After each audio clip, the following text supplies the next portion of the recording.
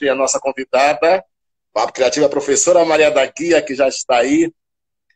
E a gente fala aqui direto do Quilombo Urbano Liberdade, área, território do Quilombo Urbano Liberdade, fé em Deus, área que dá muitos frutos e que tem cor, uma cor que fala muito. A professora Maria da Guia é professora da Universidade Federal do Maranhão, vinculada ao curso de Estudos Africanos e Afro-Brasileiros, licenciatura em Estudos Africanos e Afro-Brasileiros, a coordenação, mestra em Educação pela UFMA e está no mestrado, no doutorado, melhor dizendo, na Bahia. E ela vai falar mais um pouquinho sobre essa trajetória. E essa conversa hoje é Cultura, Educação Patrimonial, o negro na universidade, afirmação, identidade, empoderamento. Nesse momento que emerge uma pauta, uma agenda internacional de combate e enfrentamento ao racismo, pauta essa que para nós ela não é emergente, ela é contínua e é diária. Professora Maria da Guia, seja bem-vinda, obrigado por aceitar o convite, e a palavra é sua. Neto, tu estás me ouvindo bem? Estou? A imagem está congelada para ti? Não. Não, né? Porque para mim a imagem está congelada, né? Mas vamos lá. Nessa trajetória acadêmica que começa no território, né? Começo no território aqui no estado do Pará, no Grupo Escolar Estado do Pará, né? E permaneço no território, estudando na Camboa, na Alemanha, e ingresso no curso de pedagogia da UFMA. E agora fiz mestrado em educação, aqui pela UFMA também, e agora estou no doutorado em estudos africanos lá em Salvador, na UFBA, né, no Centro de Estudos Afro-Oriental. Fantástico. Professora, é uma honra dividir a senhora esse espaço, primeiro porque também estudei no Estado do Pará, aqui no território, sou da Liberdade, vizinho, e a gente começa a entender o ponto focal da nossa conversa, que a educação, ela transforma, ela é o veículo mais emergente para nós pretos e de periferia, que é o veículo da gente conseguir alcançar esses espaços de empoderamento. Professora, nosso papo vai pelo racismo, pela educação, pela Lei 10.639, a negação da pauta da agenda negra nas escolas, a negação, a falta de comprometimento de implementação dessa educação escolar africana e afro-brasileira. A senhora está na universidade, hoje está no espaço pedagógico, está com uma função, com uma ferramenta de transformação. Muito desse espaço é sua história, nossa história enquanto pretos. Aí eu lhe pergunto, nesse percurso, houve algum momento que a senhora sentiu velada, declarada, a agressão que o racismo provoca, principalmente ele é velado quando a gente começa a ocupar esses espaços? Muitas vezes, de forma velada e de forma explícita também. E posso fazer voltar um pouco na história, e quando eu adentro a minha primeira formação de magistério e entro no espaço para atuar como professora, e nesse caso eu era orientadora educacional, a primeira coisa que, quando eu recebi um convite para ampliação de carga horária, foi ter uma mãe que pediu que eu me afastasse, pediu meu afastamento em função da filha dela estar tendo pesadelos, de eu ser adentro o espaço da universidade, né? Um espaço que mantém o racismo institucional. E enquanto estudante, e aí estudante de graduação, na minha época, década de 90, nós contávamos nos dedos quem eram os negros que estavam naquele espaço, as negras que estavam naquele espaço. E muitas das vezes, essa identidade negra negada no espaço de sala de aula. Quem eram nossos professores negros na pedagogia, as negras na pedagogia? Começa por aí. E no decorrer de eu estar estudando na instituição, eu sofri um racismo externo. Eu fui acusada de roubo numa loja aqui na Ilha de São Luís, uma loja de departamento. Eu estava enquanto estudante. Continuando minha trajetória pelo mestrado e optando em desenvolver a Lei 10.639, por diversas vezes eu fui convidada a abandonar o tema, chegando a ser sugerido, como eu atuava também com a educação de jovens e adultos, chegou a ser sugerido que eu trocasse a discussão da Lei 10.639 por a análise da educação de jovens e adultos aqui no Maranhão. Eu já tinha sido rejeitado minha primeira aprovação por não ter orientadores em uma outra instituição. E veio escrito, não temos orientador para a temática étnico-racial.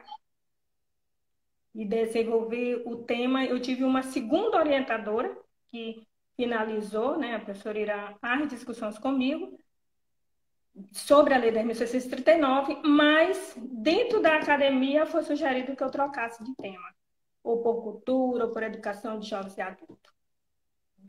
E profissionalmente, começa na inscrição do concurso, quando eu quis adentrar o espaço, que estava fechado nesse dia só para inscrição do concurso, a pessoa que estava o vigilante que estava dando acesso à sala, me barrou e disse que era só para professores, porque estava tendo uma inscrição de concurso. Eu disse para ele, eu sei.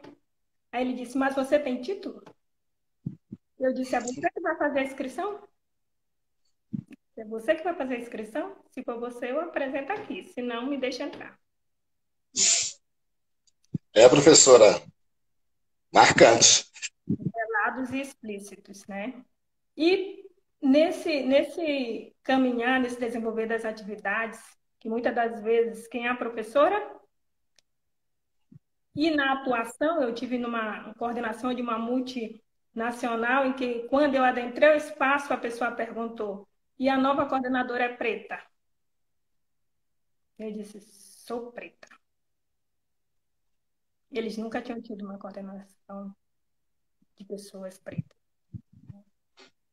Isso com outras coisas que não se explicita agora pelo tempo, mas ainda na academia, e aí num fato mais recente, na administração anterior, eu estava ocupando um cargo junto com uma equipe, e uma das coordenadoras viajou e toda a equipe ficou sob minha responsabilidade. E tiveram colegas nossos da instituição que se negaram a participar de reuniões que eu estava. E eram reuniões específicas com o grupo da coordenação da colega e que eu estava responsável. Eles foram intimados a estar presente e todas elas davam desculpas de saúde para não estar presente nas reuniões. E elas tiveram de assinar termos e estar presente. Mas importante, professora, é que nesse caminho dessa negação, a senhora conseguiu, pela competência, e isso é um exemplo a ser seguido, a ocupar esse espaço, que esse espaço é de qualquer um, apesar das diferenças de condições e das diferenças de oportunidades, desde a educação infantil até a universidade, de ter um ensino de qualidade para concorrer com mesmas armas.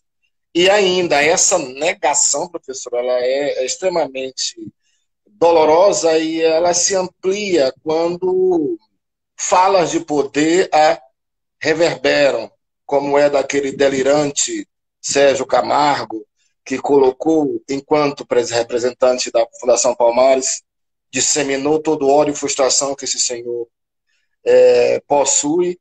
Além disso, outras expressões que reverberaram também nas redes sociais. A gente percebe muito isso. Entretanto, essa negação dessa presença nossa enquanto parte da população brasileira, a maior parte, e formadora também da cultura e da identidade, ela é uma amálgama que ninguém vai poder separar. Sendo assim, professora, eu sei que é um sentimento de revolta, claro, no primeiro momento. E Mas que indo para toda essa resistência e esse redirecionar de um posicionamento, ele vem da formação que tive dos movimentos sociais. Então, são situações que me levaram ao enfrentamento e à resistência. E é isso que eu ia lhe perguntar. Qual foi a sua postura enquanto o militante ativista e formada na garantia de direitos frente a essa violência que é a negação da identidade das pessoas que matam?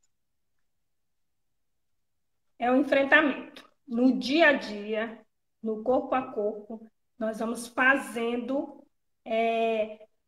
a nossa resistência, a nossa luta. Nos nossos espaços, nosso espaço acadêmicos é um espaço onde o racismo institucional ele está instalado, onde o racismo científico está instalado.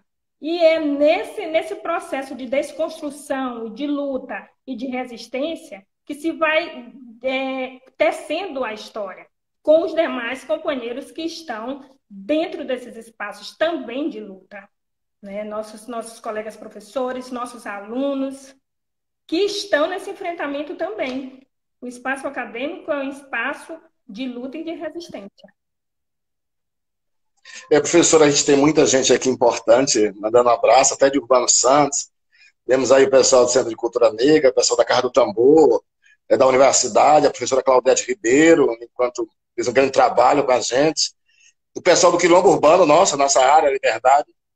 Professora, e vendo essa realidade a vida inteira, que foram os espaços pedagógicos de formação, a senhora hoje está vinculada ao curso de licenciatura de Estudos Africanos e Afro-Brasileiros, uma inovação no Maranhão, que é de extrema importância para o reflexo que ela pode dar às escolas.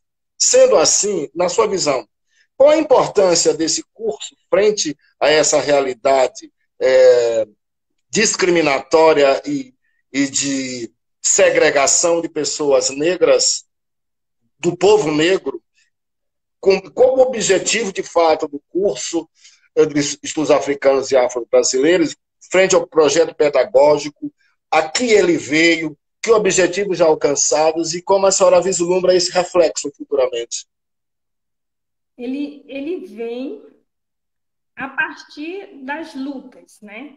Vamos pautar que como surge o curso de licenciatura de Estudos Africanos, né? Pensado a partir de uma reunião do NEAB, né? Juntamente com a professora Kátia, professor Marcelo e Carlos Benedito, né? Professor Carlos Benedito, em reunião, né? Saudações ao professor. Saudações. E uma discussão da necessidade de se fazer uma licenciatura que ainda não existia no Brasil. Fora do Brasil existiam licenciaturas de graduação. No Brasil existia a pós-graduação, não a licenciatura. E aí se faz a proposição atendendo a solicitação das diretrizes nacionais, das leis nacionais, da Lei 10.639, né, que vem pautar a obrigatoriedade da formação afro-brasileira e africana nos nossos currículos, a mudança curricular nos espaços escolares de toda a rede, pública e particular. Né?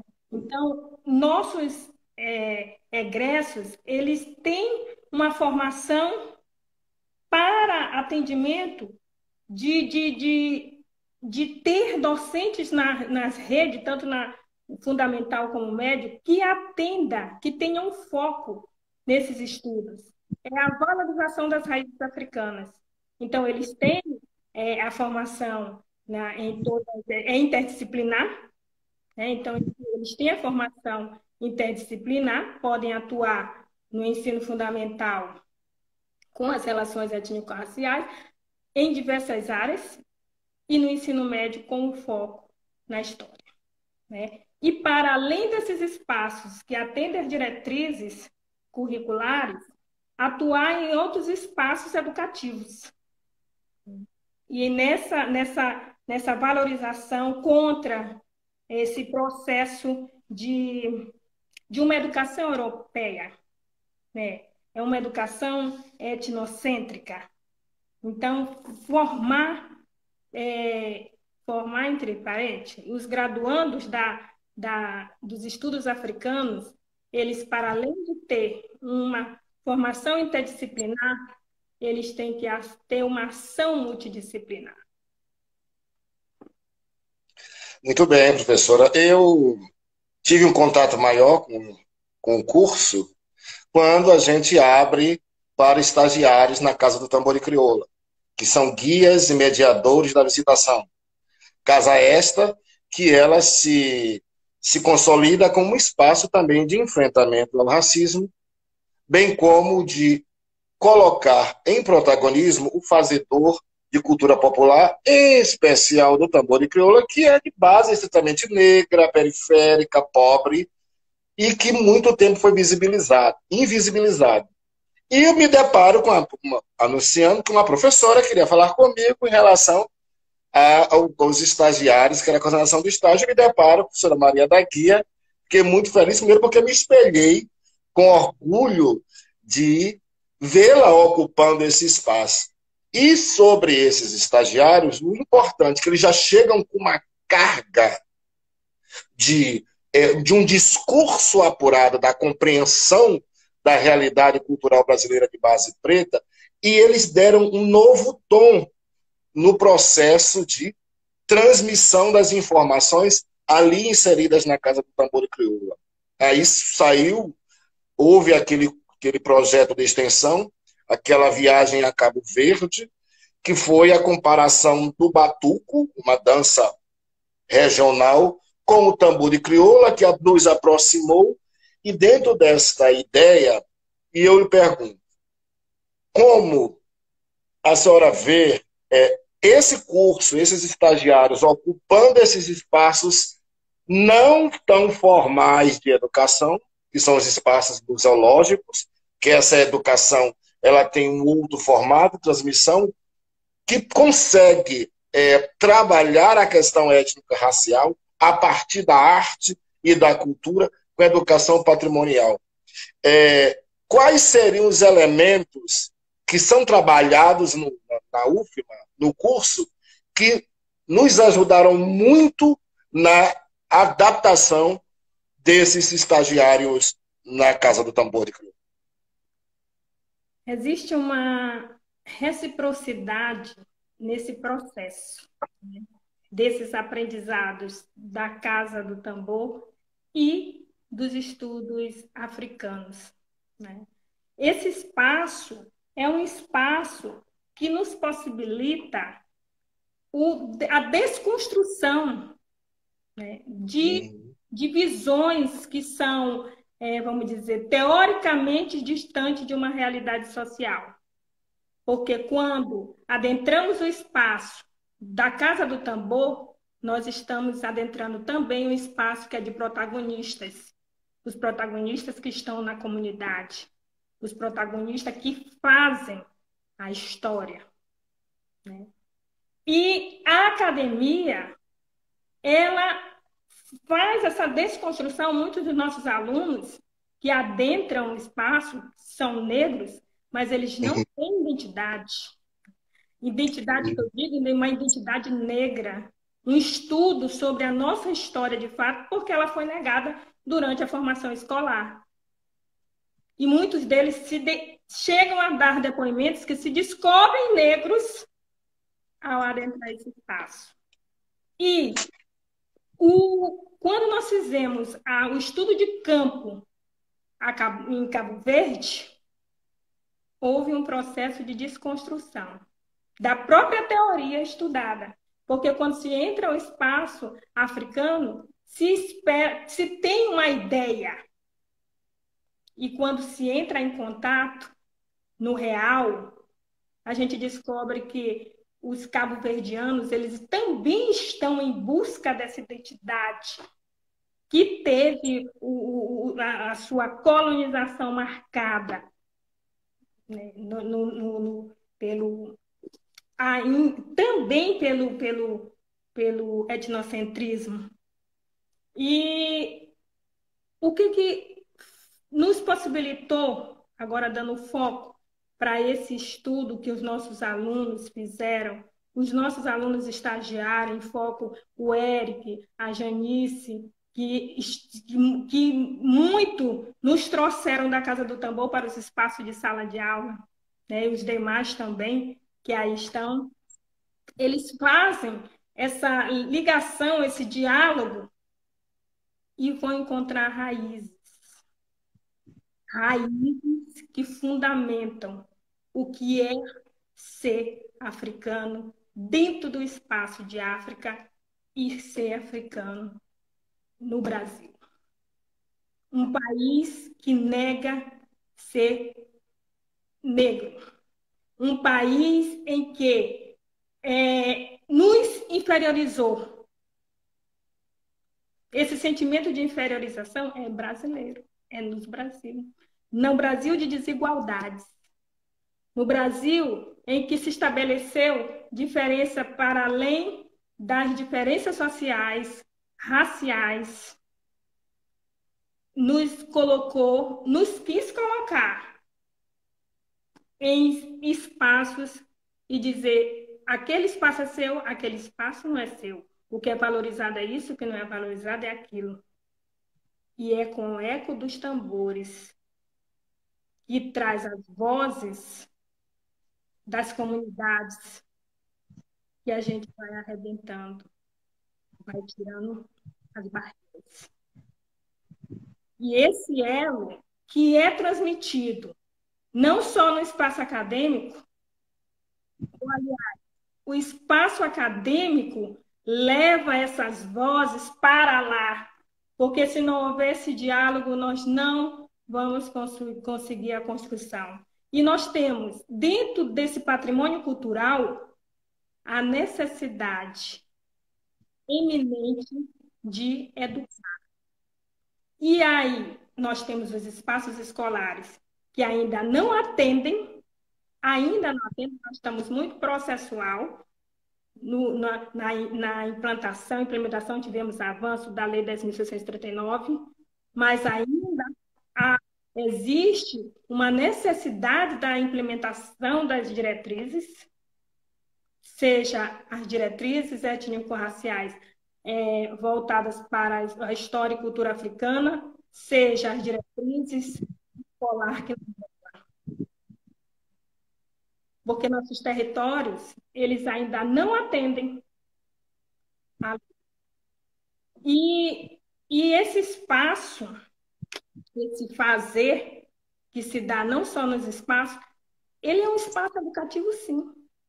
O museu, os pontos de cultura, as casas, né, de cultura, são pontos educativos. Agora, pedagogicamente, nós precisamos responder de forma positiva à população desses espaços. Nós tivemos uma aluna hoje graduada em estudos africanos, né, Cleonice Pinheiro, que ela faz uns estudos sobre o Museu Afro, né, e nos coloca essa negação ainda da voz do negro dentro desses espaços, a necessidade que nós temos de tornar esses patrimônios uns patrimônios de referência afro, onde o negro não só passe por lá como visitante, como mais um que passou, mas que se veja naquele espaço. que aquele espaço reproduz a sua história, né? E aí, nessa parceria que há do curso com a Casa do Tambor, Hum. nessa parceria, nós temos tido ganhos, porque ao adentrar esse espaço, nossos alunos dão mais ênfase ao seu olhar crítico e a conhecer a realidade. Porque estar dentro da academia, estudando os teóricos, desenvolve a potencialidade e só vai ter, vamos dizer assim, na minha linguagem, uma explosão quando eles se apropriam da realidade. Professor, a gente fala das relações étnico-raciais definidas pela Lei 10.639, mas a gente ainda vê também muita negação sutil, hoje mais velada e hoje mais explícita, principalmente esse novo projeto de poder de governo fascista e todos os outros e outras denominações. A gente percebe aqui no Maranhão, e o professor também em sala de aula, a negação da, da, da, da história negra como construtora da nossa identidade nacional. E isso muito claro nesse período junino. Os famosos arraiais de escola em que o tambor de crioula não pode. Porque é coisa de preto, coisa de macumbeiro, ou seja, demonizam a cultura e o legado cultural. Mas toda a garotada e os professores dançam axé, mas o tambor de crioula não. E a gente percebe também a dificuldade nas ferramentas do fazer pedagógico para a implementação da lei, quando a gente fala de livros didáticos europeizados, embranquecidos, nos colocando no lugar de sub-referências negativas, sub-referência negativa do gênero humano. Então, eu lhe pergunto, enquanto professora, na sua história de enfrentamento ao racismo na formação, agora no lugar de formação e construção de novas identidades, de novos professores, quais seriam como vencer esses gargalos que o sistema impõe para impedir o estabelecimento de ações de desconstrução nas escolas do racismo?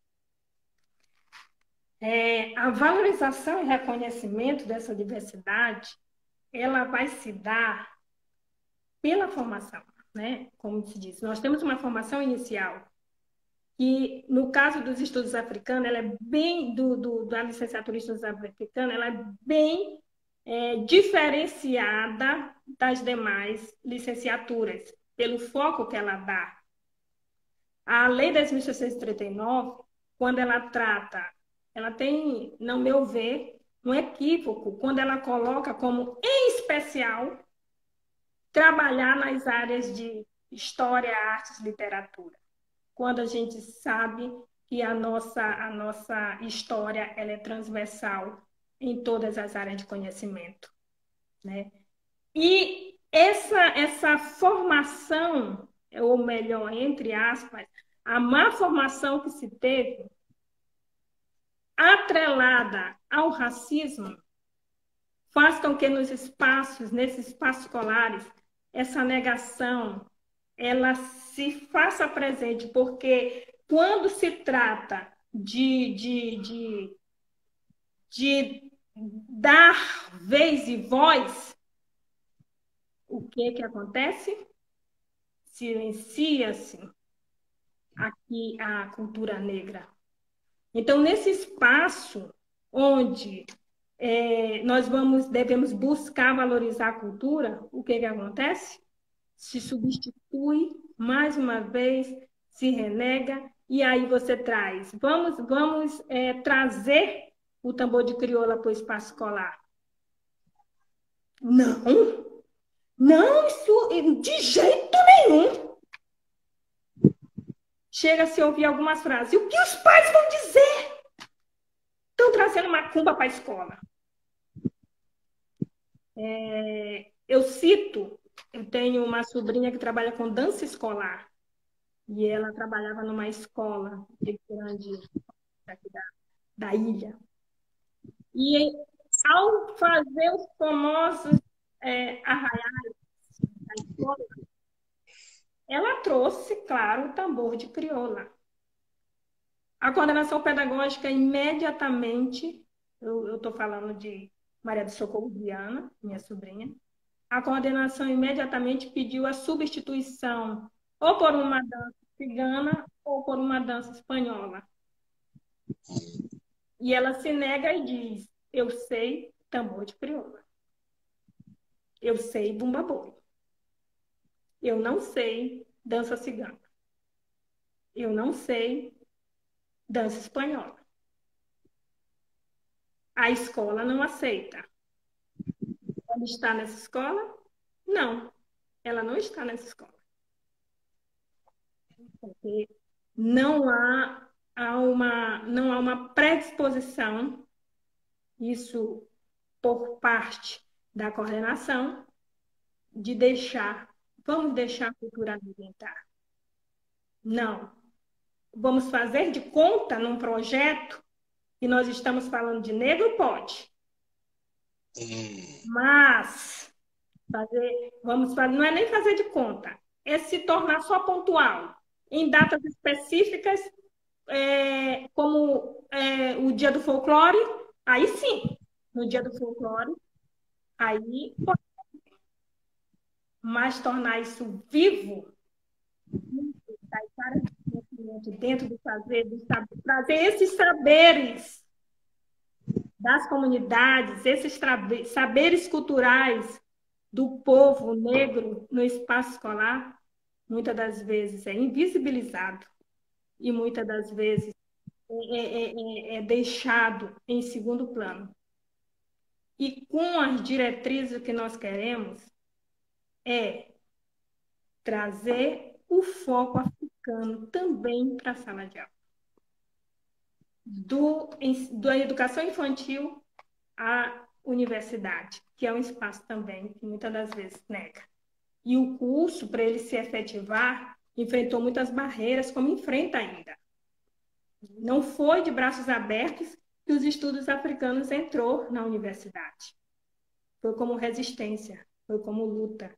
Colegas que até então votavam contra, são de pensamentos contrários, mas nós estamos, enquanto grupos aliados, nós somos acadêmicos, mas também nós somos um povo que está na resistência na sociedade. E esse espaço, como você disse no início, é nosso. E nossas futuras gerações têm uma formação que nós não passamos por ela, mas que nós possamos possibilitar as nossas futuras gerações de terem um outro olhar. E ainda estamos em processo. E nessa, como você colocou na sua fala, nesse momento é um momento muito difícil na conjuntura política do país. Né? É um momento em que se escuta discursos não velados, mas declarados. E todos os espaços em que se possa atuar, e eu estou falando enquanto práticas institucionais, culturais, históricas do nosso povo, adentrando todos os espaços. E, professora, nessa realidade assustadora, o curso lança ao mercado professores especialistas nessas relações étnico-raciais que vão encontrar barreiras no que diz respeito às suas práticas em sala de aula, a projetos pedagógicos, a livros didáticos embranquecidos, ou melhor, brancos. Como vocês trabalham para que eles possam alcançar, buscar alternativas para pôr em prática a sua função enquanto educador de garantir o direito de ser negro nesse país, no lugar de destaque e que nos pertence? É, o curso trabalha numa perspectiva pedagógica crítica, primeira coisa. Então, quando nós estabelecemos no projeto político-pedagógico do curso o enfrentamento, porque dentro do pensar o currículo desse curso é pensar no enfrentamento, é dizer para a academia que, para além das produções acadêmicas, elas têm que trazer negros também. Nós passamos por uma academia em que estudamos os clássicos, temos que estudar, sim, mas que não apareciam nossos autores negros. E a gente começa o curso trabalhando os clássicos também, porque o mercado vai exigir isso dos nossos alunos, mas também uma visão crítica, onde eles ultrapassam esses espaços e reconhecem, fazem estudo, fazem pesquisa e tem um posicionamento diferenciado. É isso que nós, enquanto esperamos dos egressos do curso, é que não sejam reprodutivistas dessa história que está aí, mas o que seja um agente de mudança social. Uhum. Seja um agente de mudança social. E aí a gente adentra os espaços que continuam com concretos, são paredes, para além das paredes do concreto, são paredes invisíveis que concretizam ações, né? E é essa formação desse posicionamento crítico que se espera de um egresso de licenciatura de estudos africanos. É que não reproduza a história. É que não seja mais um no campo de trabalho, mais um que faça a diferença. Professor, eu estou ficando emocionado, sabe? Eu É, estou é, emocionada, Neto, tu não sabe quanto te admiro. é uma agenda que mexe com a gente, com a nossa identidade. E a gente sabe o quanto foi difícil, o quanto nos foi caro estar em certos espaços. Exatamente. Falando também, a gente não pode falar em duas questões muito fortes no atual momento, que é a pandemia pela Covid-19 destruindo as comunidades, as favelas, as periferias, onde não é fácil economicamente ter acesso ao álcool gel e não é fácil geograficamente ao isolamento social e não é fácil isolamento social com as questões econômicas que pegam o nosso povo. Então há uma explosão de transmissão. E esse dito novo normal, que os filósofos, os pensadores estão pregando, esse novo normal, o que vai ser pós-pandemia, como voltar essas relações, a senhora acha que as relações étnico-raciais, considerando essa emergência após todo esse movimento com a morte, com o assassinato de George Floyd lá nos Estados Unidos, que essa volta à guerrida que está faltando aos movimentos, a busca, a luta mesmo pela resistência, sobrevivência, na verdade. Esse novo normal vai alterar, a senhora acha que vai alterar, está alterando as relações no geral, em especial as relações étnico-raciais, enquanto todo mundo hoje está sujeito, claro que a gente com menor desvantagem está sujeito aos efeitos negativos desse grande caos sanitário que está passando. Esse novo normal vai alterar alguma coisa? Olha, esse novo normal, ele nos dá um alerta, nos leva a olhar para além das aparências. Alguns costumaram a naturalizar situações gritantes no nosso país. Quem está na rua? Quem são os invisíveis sociais? Onde estão? Saúde. Saúde. Não tem leitos para internar? A grande parcela da população não tem? Quem são esses que não têm acesso? Nós não sabíamos, milhões de pessoas sem CPF. Eu não estou falando nós. Perfeito. O governo. Pessoas sem CPFs com um número muito grande. Pessoas que não existem para o Estado. Que a estrutura social massacra todos os dias. Sem hospitais, sem educação. Escolas que essa pandemia nos diz. É preocupante colocar nossas crianças e adolescentes no espaço onde não é um outro perigo que liga ao banheiro da escola. Que muitas das vezes que se entra, não se pode chegar no banheiro do aluno, não vá no banheiro da secretaria. Porque o banheiro do aluno é insalubre. Como é que se dá? Então, essas relações, né, essa diferença, uma diferença do público e do privado. Há uma diferença do público e do privado. E nós, eu digo nós, não nós, eu pessoa, Neto pessoa, mas o Estado naturalizou, invisibilizou relações que eu não digo que essas relações elas irão mudar, mas nosso posicionamento tem que mudar. Uhum. Nós, eu não falo nós, eu repito, nós, e nós, o nós, que é coletivo.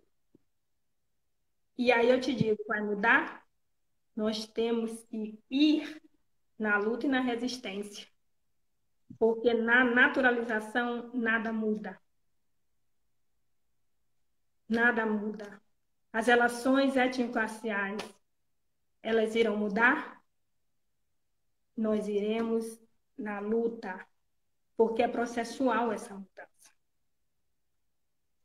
Não, nenhum governo, a estrutura, a conjuntura não vai fazer varinha de cordão das fadas que criaram. Porque a nossa realidade muda a partir das nossas lutas. Nós, negros, somos a partir das nossas lutas diárias. Nos nossos diversos espaços. É saber que aquela população da rua, ela é preta. Na sua maioria.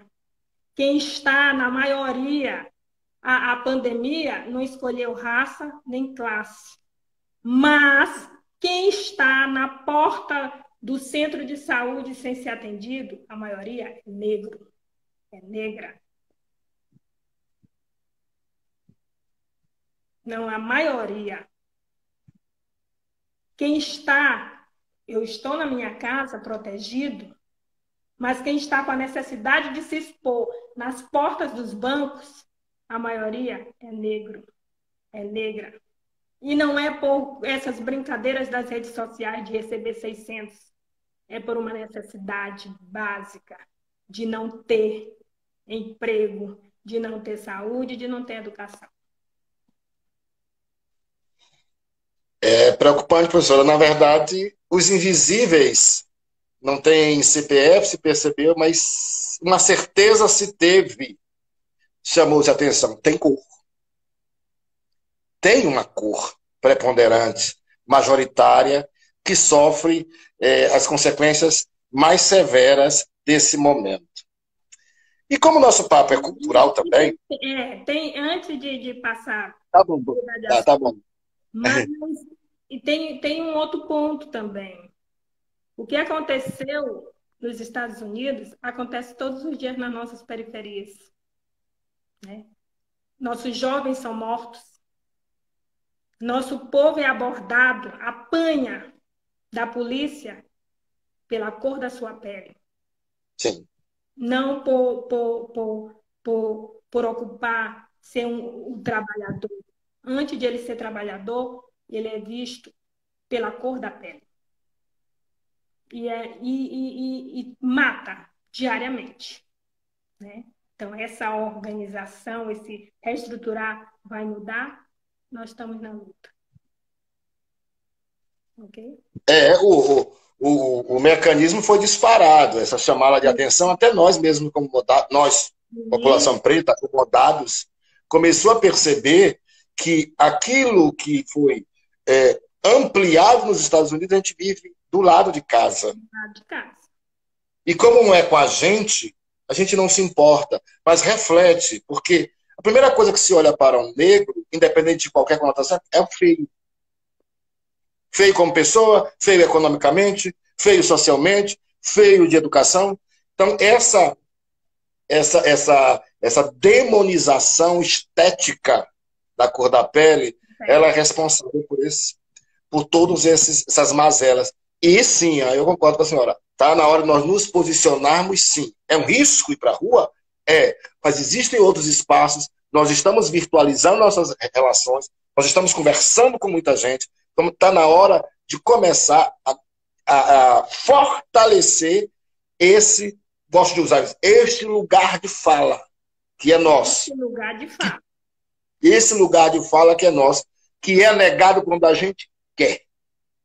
Ou quando a gente não é empoderado com ferramentas. Professora, a gente está quase terminando a nossa conversa, pena que é muito curta. Mas, assim, para finalizar, a cultura maranhense e a brasileira é negra. Querendo ou não, todo lugar toca tambor. Sim. E essa cultura, muitas vezes, ela desvincula as tradições populares das danças de uma outra cultura que também marca e que também acredito que é trabalhada no curso. Todo o legado cultural do patrimônio afrodescendente das religiões de matriz africana, que hoje continuam sendo alvo de violência. Não é de intolerância, é violência. Não é que os casos aumentaram, eles apenas tornaram-se mais explícitos. O povo começou a ter mais consciência e mecanismo de pedir socorro, na verdade. E como é que o curso trabalha esses jovens que são advindos dos terreiros, junto com os que não são, mas têm uma identidade alguns, e aqueles que, de repente, podem se encontrar em um problema na convivência com esses jovens vindos dos terreiros, que têm um tempo próprio, que têm uma forma própria de se organizar, que muitas vezes vão ter que um calendário escolar vão ter que ser adequados. De qual olhar do curso ao povo de terreiro? A primeira coisa, e que tu disseste bem, é o lugar de fala, né? A fala. Nós fomos acostumados a silenciar nos espaços escolares, né? O nosso fazer.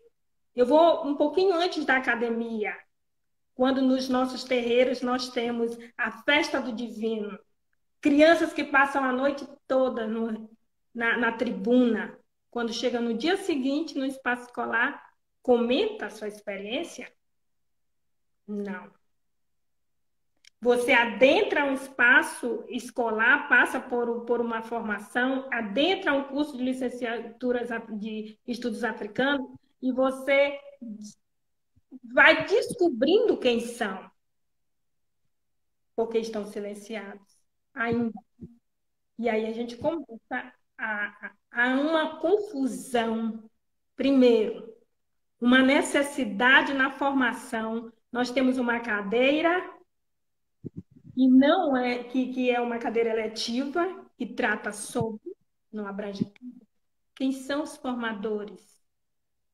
Quem são? Quem é que está à frente? Quem é que está discutindo? Quem é que está desconstruindo?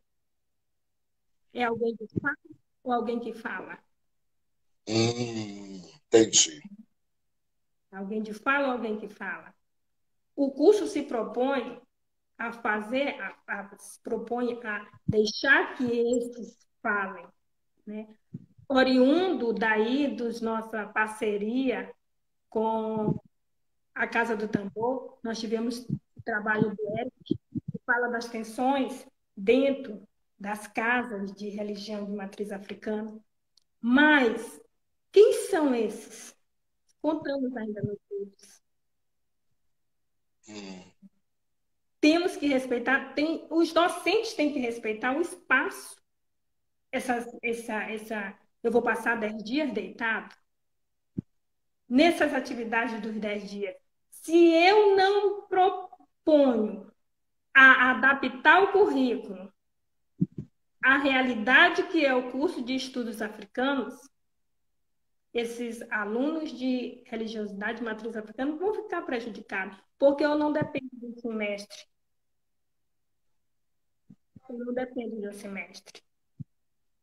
Eu dependo de uma ação, de uma religiosidade. E essa sim, tem calendário. É o sagrado, né? É o sagrado. Professora, infelizmente a gente está terminando o nosso papo, a gente vai conversar outras vezes. Eu me sinto muito lisonjeado por dividir o território da liberdade com uma grande assumidade com a senhora, dividir a realidade de ser negro, a etnicidade, e principalmente dividir aqui, nesse papo, essa visão de mundo tão incisiva e clara sua. Então, está aberto para as suas declarações finais e principalmente para aquele pretinho que está entrando na universidade, não é medicina, é estudos africanos, o valor que tem estar ali. Principalmente porque o Centro de Ciências de Saúde da universidade, no início, disse que era um espaço que cotista não podia entrar. Mas é um espaço também, e eu não vou me omitir de dizer aqui, que é um espaço que tentam a todo momento burlar. Né? Nós tivemos aí recente, pum, a autodeclaração. Eu não vou sair sem dizer que o problema todo que está aí nas redes sociais foi uma manipulação do governo de afastar as comissões e colocar autodeclaração sem comissão. Nós vivemos isso de 2012 até 2019. E olha o que fizeram conosco, com cada preto que o cada preta. Autodeclaração sem comissão gera isso. Mas eu quero dizer que o espaço, eu até brincava, dizia, meu Deus, eu não sou protagonista de live, mas um pedido de Neto e da Casa do Tambor de Crioula eu já estou em prontidão. Eu sou muito grata a essa casa. Eu sou muito grata. Eu te admiro por demais, né, a tua trajetória. E não vou deixar de citar o nosso território, né? Eu, aqui criada na fé em Deus. E este ano eu adentro o doutorado como quilombola. Eu já estava, eu já estava em processo, né? Já tinha passado na primeira, na segunda etapa, como cotista, mas no processo final, que era no mês de novembro, foi quando saiu pela Fundação Palmares a nossa certificação. E não havia inscritos quilombolas, não havia inscritos indígenas, havia o estrangeiro e não haviam inscritos nessas indígenas quilombolas. Sendo que o cotista, as vagas se remanejavam e existia uma vaga quilombola. E saindo a certificação, eu fiz a reivindicação, me pediram todo um argamasso de documento que o Quilombo da Liberdade respondeu positivamente e eu adentro esse espaço, isso deixando mais vagas para o nosso povo negro cotista. Para mim foi um prazer contribuir, eu espero, acho que assim, Claro. limitado, tem tanta coisa, à medida que nós vamos falando, vem outras coisas surgindo, não, mas eu tenho que me conter. Mas a valorização dessa diversidade cultural, o tambor enquanto um patrimônio material, porque são gerações, são os protagonistas que precisam ter um lugar de fala. É necessário, pedagogicamente falando, que é a minha área, né, o patrimônio educacional tem que ser cultural. E tem que ser. É nosso país, é nosso Maranhão. Professora, lindo, lindo, lindo. A gente vai encerrando e olha, a professora no final da fala disse uma das vantagens do reconhecimento da liberdade como quilombo urbano, o acesso à pós-graduação e outros benefícios virão. Professora, é com muito carinho que eu lhe agradeço, a gente vai encerrando por aqui esse papo de preto, papo criativo, nesse dia, nessa segunda-feira, com reverência a Exu, o Senhor da Fala. Brigadão, um abração. Axé. Abraço, amigo. Axé. Um abraço, assim, todos e todas que estão participando. Obrigada. Hoje eu vi, estou vendo aqui, os acessos à minha imagem congelou, mas os acessos que tiveram ao longo do dia, recebi muitos telefonemas querendo saber qual era o Instagram, e eu olhem um anúncio para o Instagram, está toda segunda-feira, de segunda a sexta, no Casa do Tambor de Crioula. Obrigado, professora. Beijão. Beijão.